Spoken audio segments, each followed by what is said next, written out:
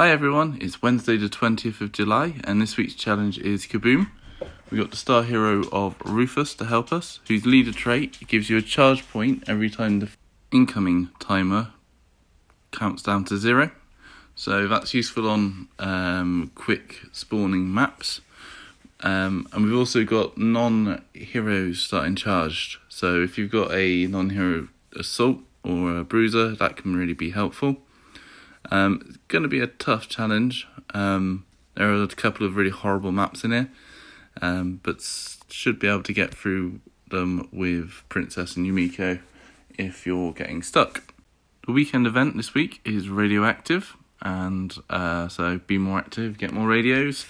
A good way of farming radios is to do the season missions, the quick ones, so like Tara's Beach Life. It's not much fun, but you can get quite a few radios that way.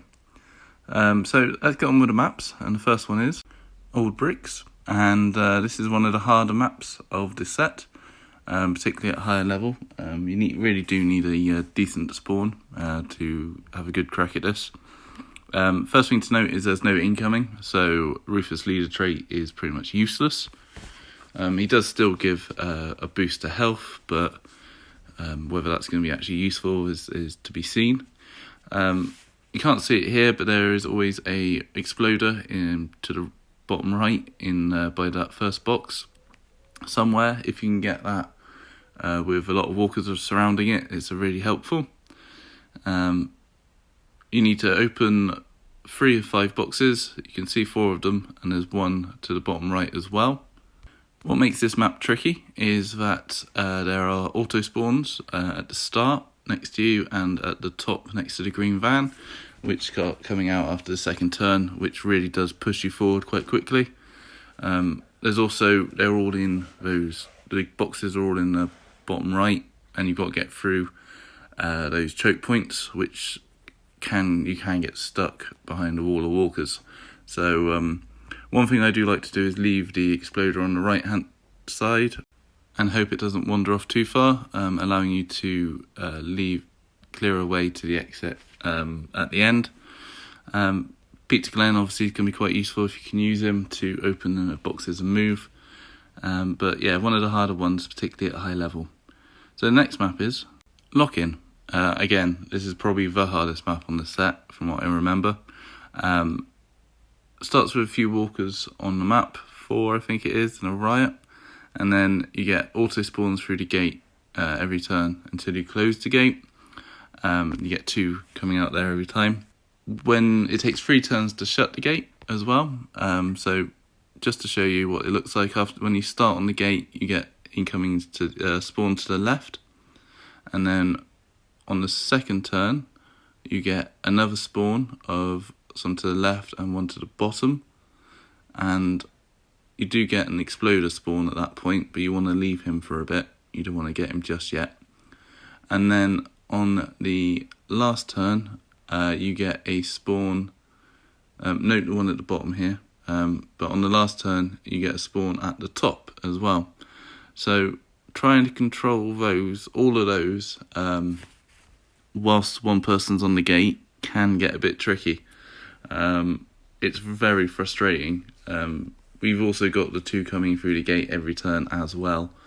I don't like it. I did find that the best place to go was at the top right like this.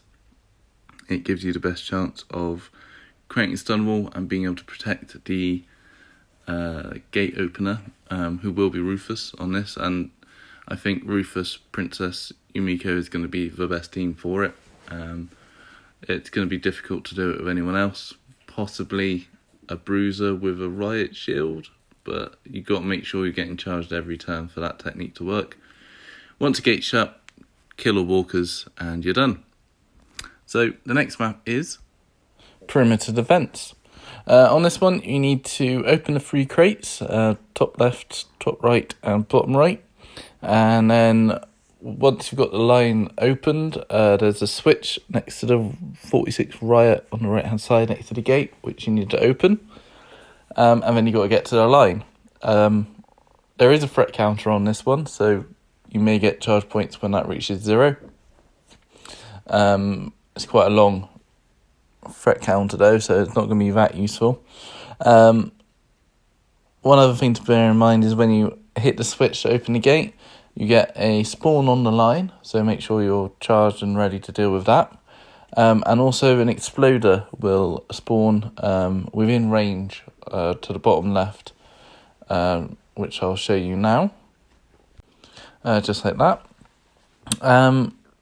So you either need to have Peter Glenn, who can move out the way, or a ranged survivor to shoot it before it can come and get you. A couple of different ways you can play this, either threat reduction, which is the way I like to play it, or used to, or just go guns blazing.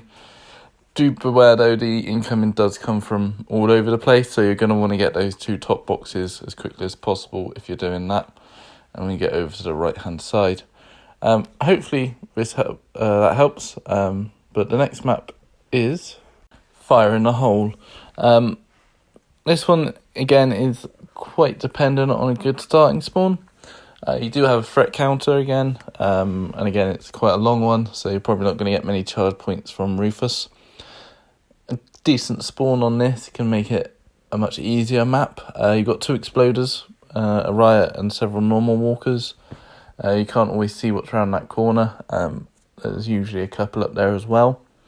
Idea is you open the gate and then get to the exit. I think the gate's 2 turns.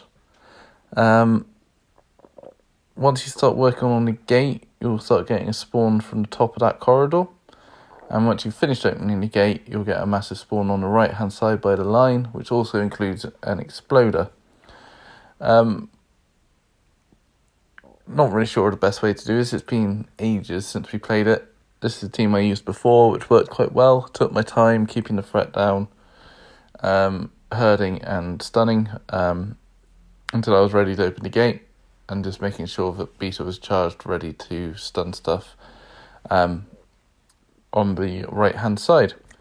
You can spawn block along the bottom and at the top, and here's what it looks like once you've opened the gate.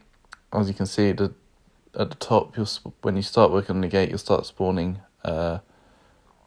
exploders, and as I say, there's one on the right there as well. It's just stuff on the right can't reach you, but if you're charged up, then you can work your way through it without too many problems. I think Rufus, Princess Yumiko should work pretty well on it as well. But you're going to want to get to the gate area as quickly as possible and build yourself a stone wall, probably. The next map is Dark Corner. Killer Walkers, so standard Killer Walkers teams, whatever you find the best. You start with a couple, which can be within range, normally 1 on the left hand side. As long as you can get past that first turn, the rest of it's not too bad. After the first turn, the garage doors at the top will open, and you'll get a spawn of 2 walkers and an exploder.